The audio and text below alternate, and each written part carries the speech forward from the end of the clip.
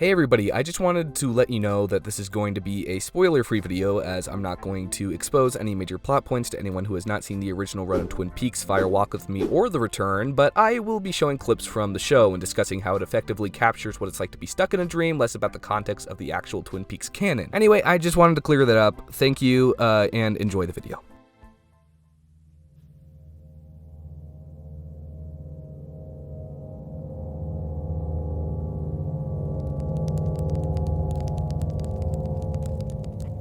David Lynch is an artist who has never been concerned with pragmatism or satisfactory solutions. From the very beginning of his filmmaking career, he has had an immense fascination with the unknown, the mysteries of the universe, the things we can't fully prove or comprehend. Through his exploration of existential concepts, he manages to extract not a meaning, but a feeling, something more rooted in humanity than logic. Perhaps what he chooses to focus on isn't entirely grounded, but the truth at the center of his work are the emotions of the people that populate the worlds he creates. His way of expressing his very complicated view of humankind is through the exploration of abstract dreams. We don't necessarily understand everything that is happening, but it does activate a part in our brain that tells us what it means to us emotionally, more on a primal level. I don't think a piece of his catalog sums up this idea more than his revolutionary television series, Twin Peaks. Lynch and co-creator Mark Frost introduced us to the beloved idiosyncratic town in Washington on April 8th, 1990, when the pilot dropped. From the get-go, we get a look at Twin Peaks. Mountains layered with mist and fog, gorgeous trees blowing in the wind, the waterfalls gushing downwards into pools of endless white. With Angelo Badalamenti's hypnotizing score accompanying the ravishing imagery, we establish a very picturesque, dreamlike aesthetic. Glowing hues, perfectly symmetrical architecture, a coziness, a safety. But as Lynch regularly explores in his work, whether it be a deceptively innocuous suburban neighborhood panning below the ground to see a squirming band of insects in the opening of Blue Velvet, or the evocative pretense of a deeply disturbed Los Angeles in Mulholland Drive, not even 5 minutes in, we see a representation of the evil underbelly concealed under this town. A nude corpse wrapped in plastic, washed up on the lake.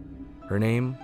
Laura Palmer, a 17-year-old high school homecoming queen with a very dark and complicated past. What I loved so much about the pilot was its focus on the reaction to her death, the varying degrees of initial grief experienced on the part of the townsfolk. Her mother, her father, her friend Donna, her boyfriend Bobby, her lover James. Hell, even the principal gets emotional, and we don't even see him again for the rest of the show. It is this pleasant town immediately being overtaken with desolation. Then enters probably the most likable character in television history, Special Agent Dale Cooper, here to solve the case. His chipper demeanor and delightful presence just adds this glow of the seemingly welcoming small town. And as we know, there is this dark underbelly stirring and lurking. And so the quest for answering the question, who killed Laura Palmer, begins, and the mystifying scrimmage between light and dark ensues. Beyond the alluring charm of this cozy town basked with orange hues and an atmosphere that smells like pine trees and fresh coffee, what Twin Peaks successfully pulls off is tapping into metaphysicality. Its dreamlike emanation is used as a guise to explore a variety of profoundly human subjects, ranging from the simple delight of coffee and donuts to familial trauma and spousal abuse. It's both individualistic and extraordinarily existential. It's a tragic and delicate look at the pain and the pleasures of life. Its narrative and thematic complexity is something I will never be able to fully comprehend from a merely observational level or even an analytical level, but it is something that can cut deep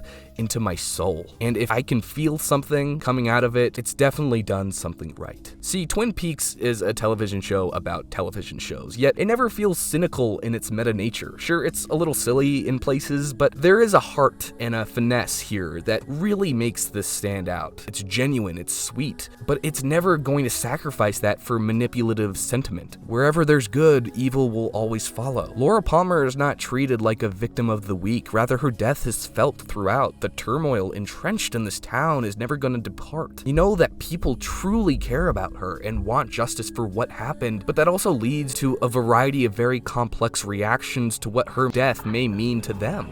Most of the time we were trying to solve your problems. And you know what? We still are. Not mine or James or Maddie's, yours. You're dead, Laura, but your problems keep hanging around. It's almost like they didn't bury you deep enough.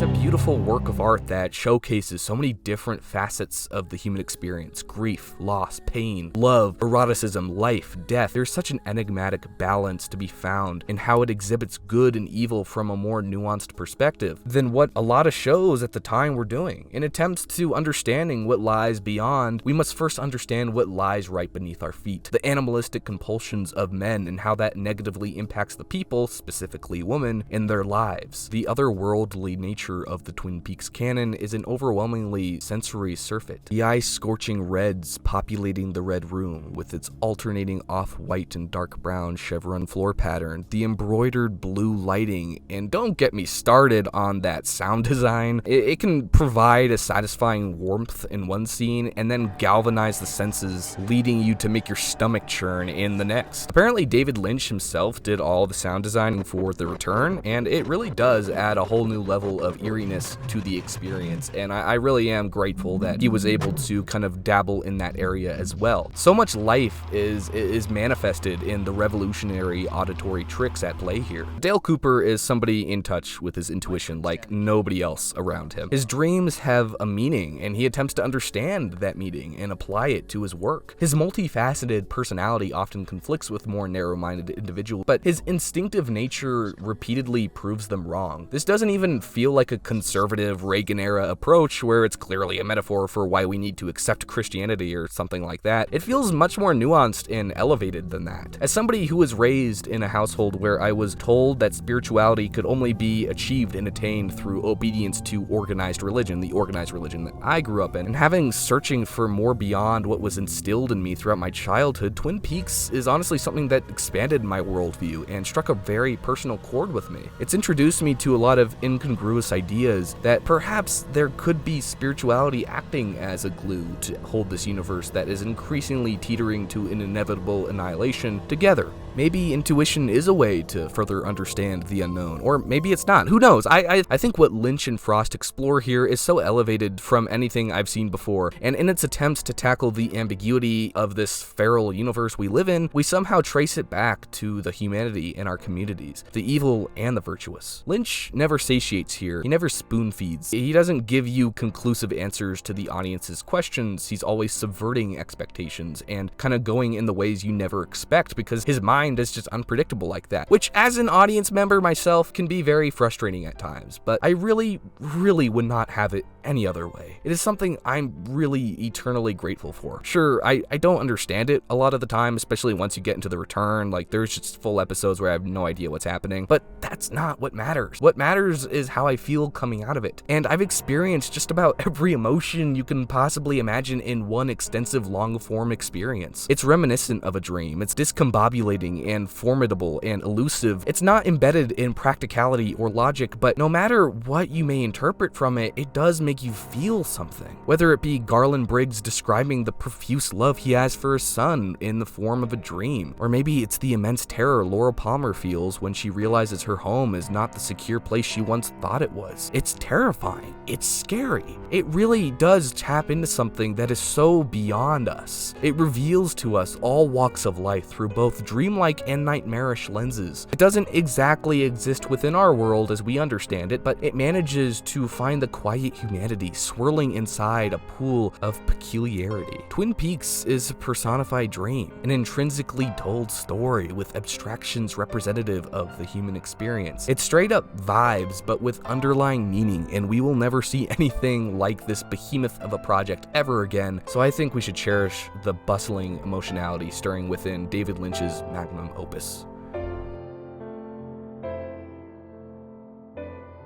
Thank you for watching, everybody. Twin Peaks is something I will be thinking about for years to come. It's been on my mind a lot these past couple weeks. I've been watching through the whole thing this past month. I've had at least like 10 different dreams about the contents, settings, and or characters of the show, and if it's able to root itself that far into my subconscious, it's clearly done something right. It's brilliant. I don't know what to say. Even if it's going to take a while for me to fully comprehend or engage with it in any meaningful way. My purpose here wasn't to analyze, but to observe, to share how it affects effectively manifests very real human emotions in the most bizarre way imaginable. I love it, and I'm certainly gonna be revisiting the show and Firewalk with Me frequently throughout the rest of my life. If that's not a testament to its brilliance, I don't know what is. Thank you for watching. Thank you to David Lynch and Mark Frost for creating such a brilliant show. Flaws and all, this was a fun video to make, and I will see you in the next one. This is Ethan Butler, and I'm out.